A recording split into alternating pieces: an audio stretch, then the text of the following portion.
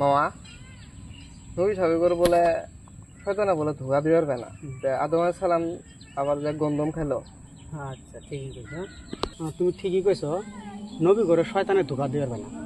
যে আদম আলাইহিস সালাম যে গন্ধম খেলো, এটা কার ধোকাত খেলো, এটা নিয়ে কিন্তু নাস্তিকেরা বহুত মানে এটা করে টল করে যে কিতাবত আছে হাদিসত আছে নবীরা কোনোদিন নবী করে কোনোদিন শয়তানের ধোকা দিবার পায় না।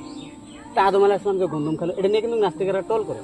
আসলে তো মূলত কথা এটা না। আদম আলাইহিস সালাম যে গন্ধম খাইছে উনি নিজ ইচ্ছায় খাইছে। কারণ কি হিসেবে জানো, যেমন কেউ যদি কাউ ভালা পায়, নিজের দোষটা ভালা পাওয়া ব্যক্তির দোষটা নিজের ঘাড়তে নিয়ে সারি মানে তাও উনাক শান্তি রাখে।